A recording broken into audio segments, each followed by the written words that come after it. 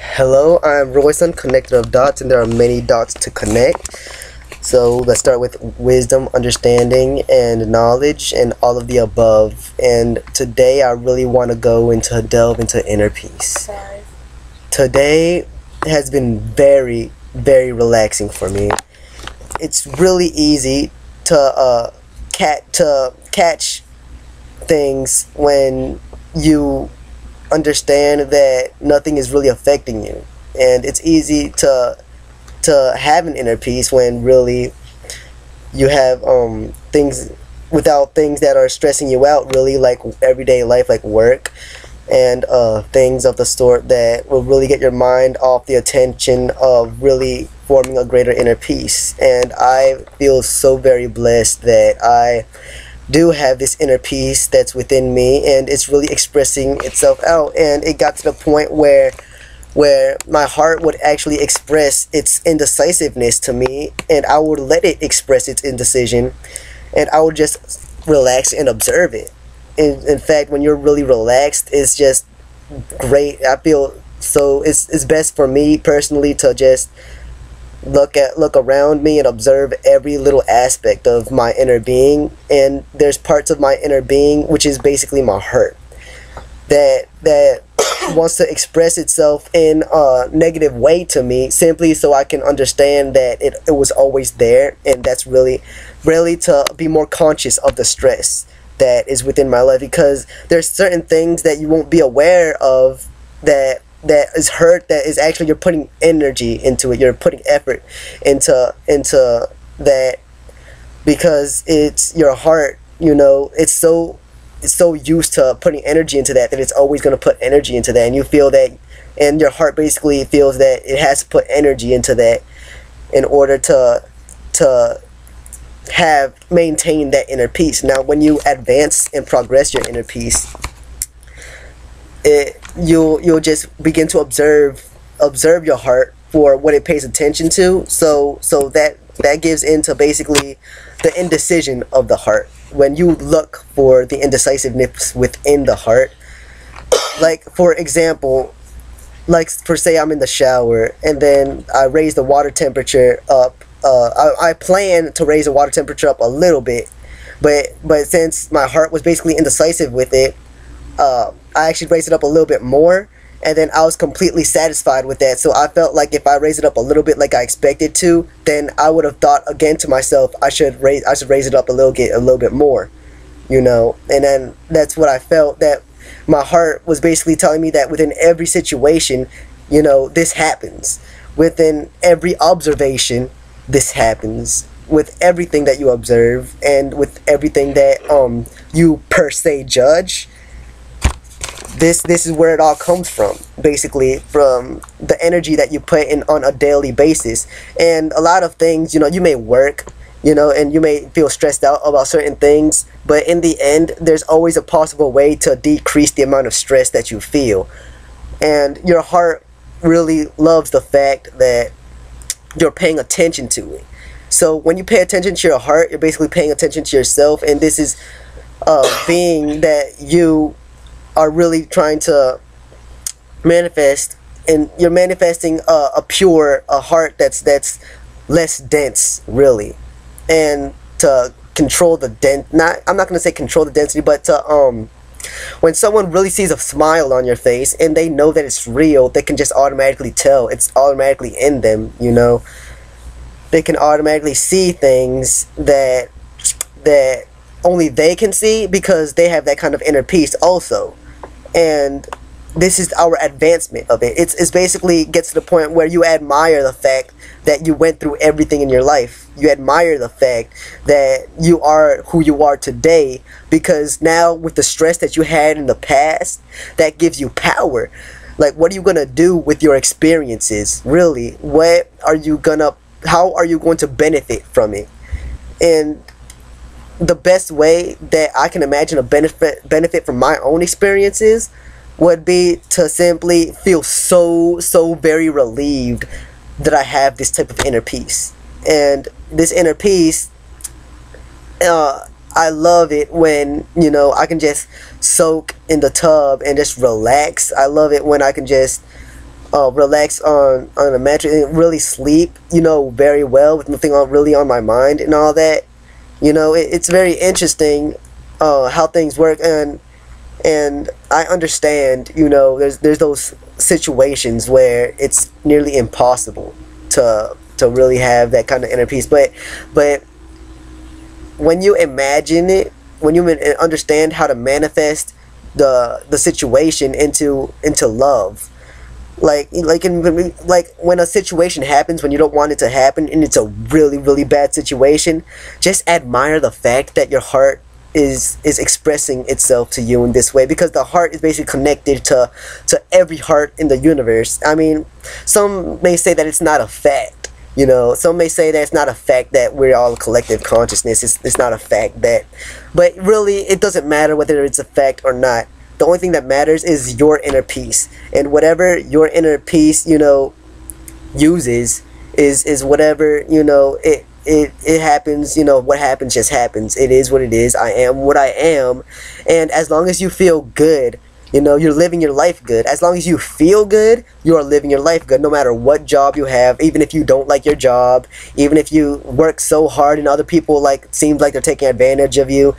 and when it seems like someone's taking advantage of you, you know, just basically admire the fact that you're alive, and this is what reality is. Now, if you don't admire the fact that you're alive and you feel like, let's just say you have suicidal thoughts of any kind, you know, there's always a way to gratify an inner peace. Like if you like meditation, some people, like I feel that meditation really came from people that wanted an inner peace so bad that they were tired of everything that was happening to him. So that's why they just chose to sit down, close their eyes, and not imagine, but just observe what they want to feel. And what they want to feel is what everyone wants to feel deep down inside, is an inner peace so great and so tremendous that nothing, you know, in reality can measure up to that.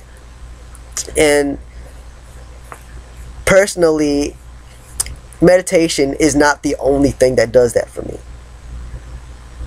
Really, with every thought that I have, out of my experiences and what I've been through, I've learned to be satisfied with every thought that I have, with every emotion that desires to come up. When my heart desires to give my mind a bad thought, you know, I observe that bad thought and I appreciate the bad thought that I have. I appreciate it, and the thought automatically like transforms and transcends into love.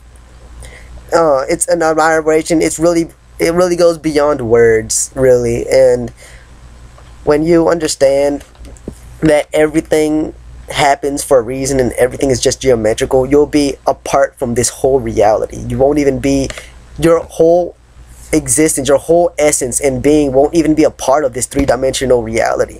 It'll be part of your own inner peace reality, and that inner peace reality will stay there basically as long as you want it to. And really, it can only be disrupted. When you get to that point, it will only be disrupted when you want it to be disrupted. And then when you want it to be disrupted, that's when you observe why you want it to be disrupted.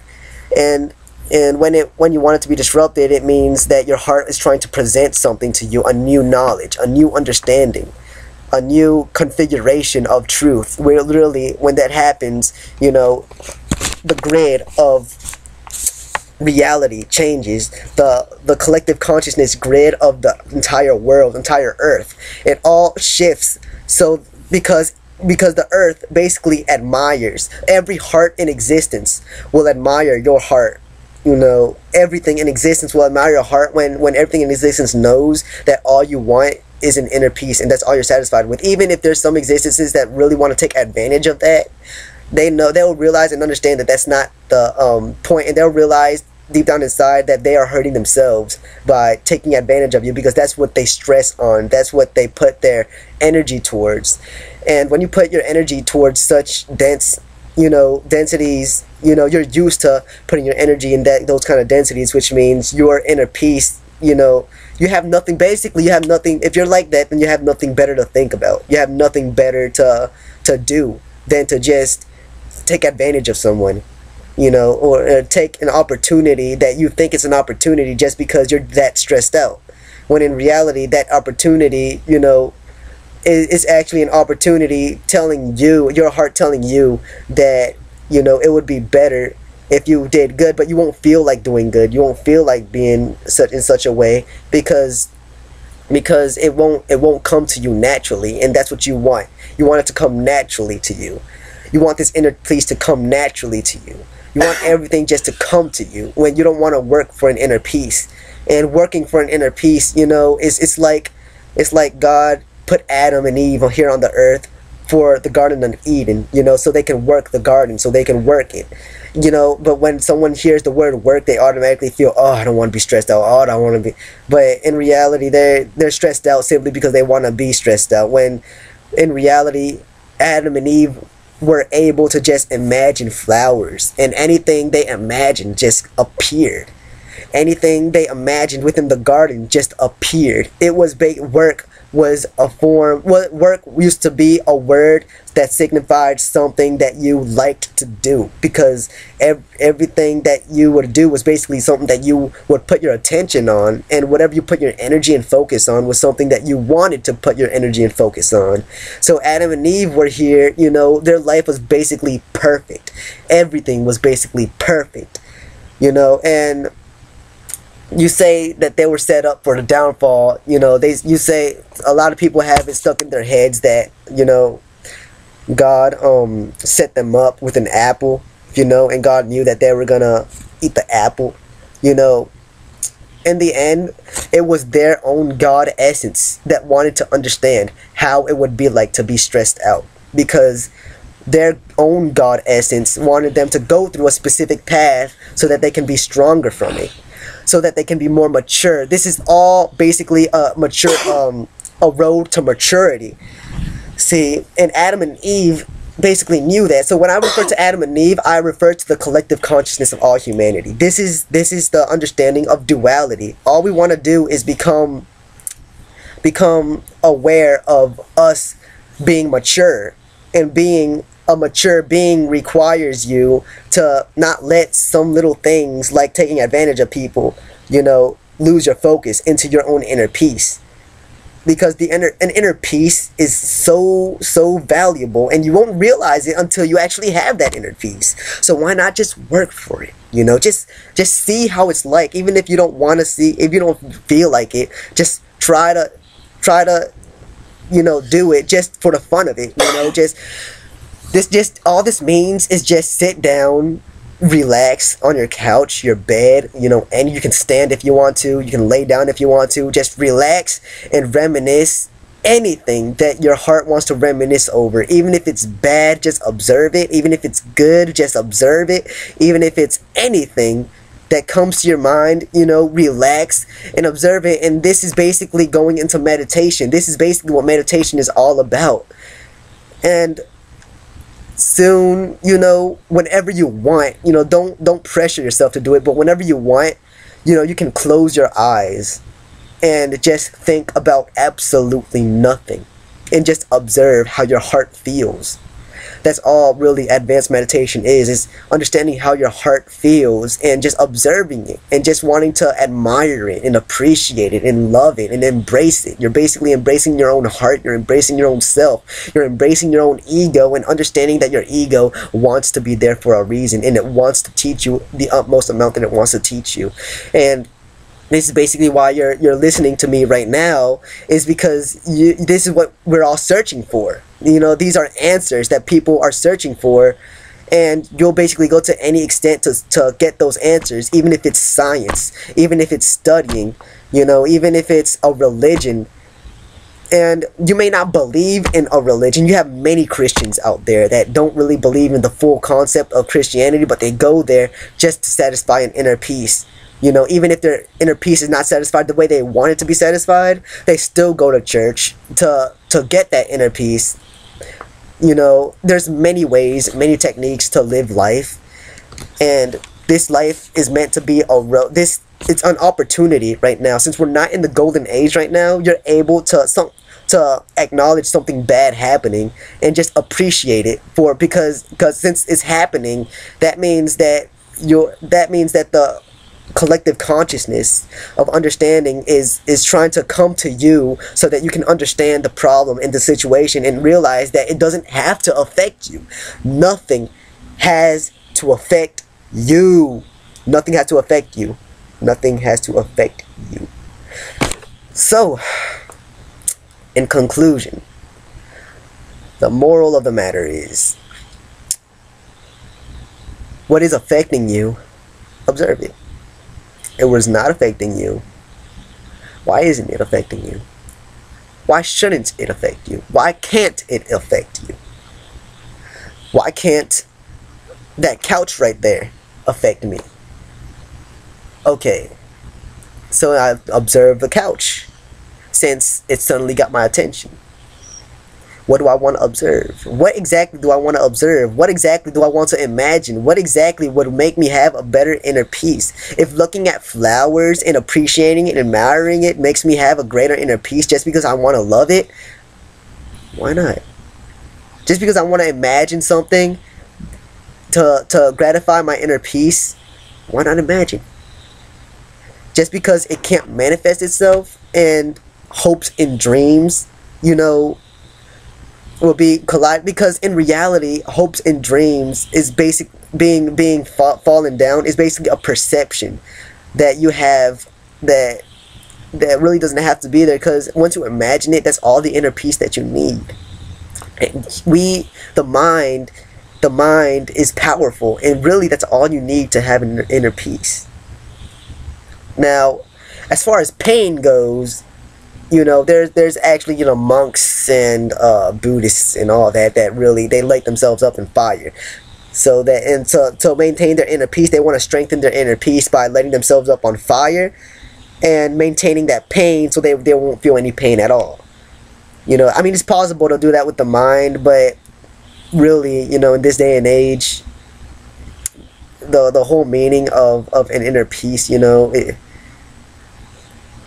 words can only say so much, and it's really the feeling and the emotion of it.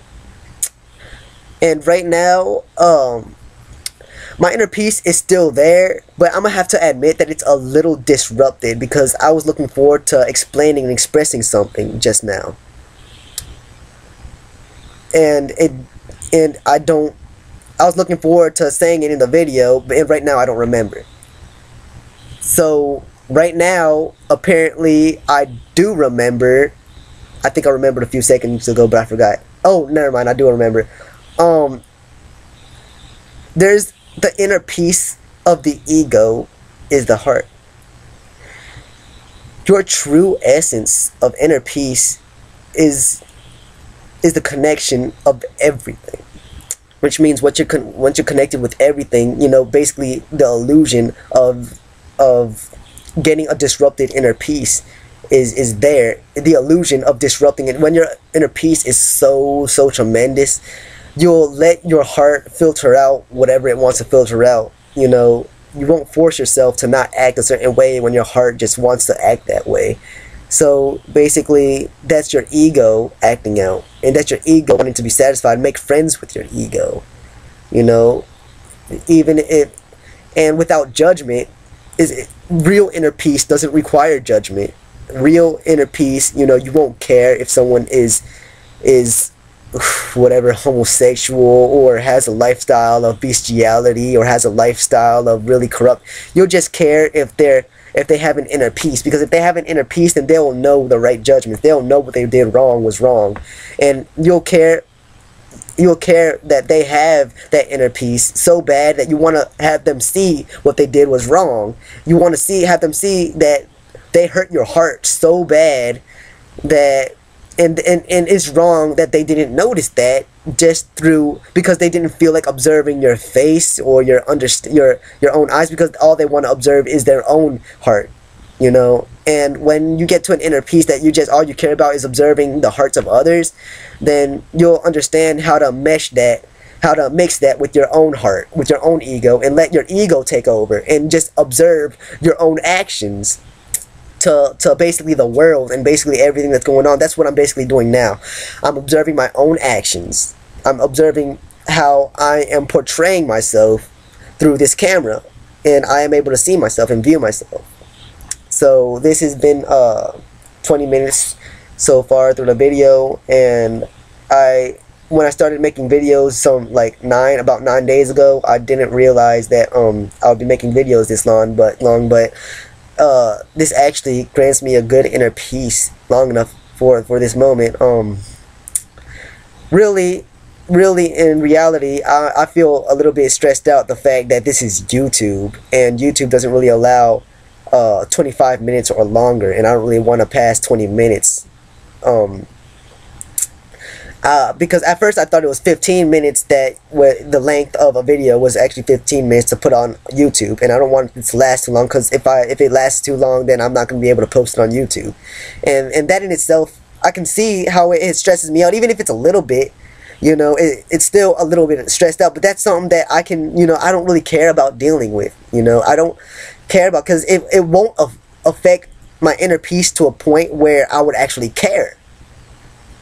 But apparently I cared enough to express it like that just now, and that's what my heart, that's where the level is, where my heart is. That is the level of my heart, to really want to express something about that bit of a significance. My heart wants to express that little bit of significance because my heart is feeling stressed out about it, and it wants to let it go. And all of this is basically about letting go. The whole point about having an inner peace is letting go, and my heart wants to let go of this little thing that's insignificant, you know, and it still wants to let go of it, and I am admiring that so much. I want to admire it so much. In fact, I want to love it all the more, but for some reason I feel like my heart doesn't want to love the fact of that point. It doesn't want to love to that point, simply because it wants to express the fact that, you know, it wants to express the fact that this is my inner peace, and it makes it so all the more awesome, and all I have to do is love. It wants to express the fact, my heart wants to express the fact that if I want to love more, then I will love more, simply because I want to love more. I don't have to focus on this little insignificant thing just to love more. I don't have to focus on a flower to love more. I could just want to love more, and it'll just happen. And that's what my heart wanted to explain to me just now, and I'm just glad, and I admire the fact that I caught it. But anyway, this has been 22 minutes now, so I'm gonna let this video go. Namaste. Thank you for taking the time, and I hope I hope love and just floods everything. Hallelujah. Amen.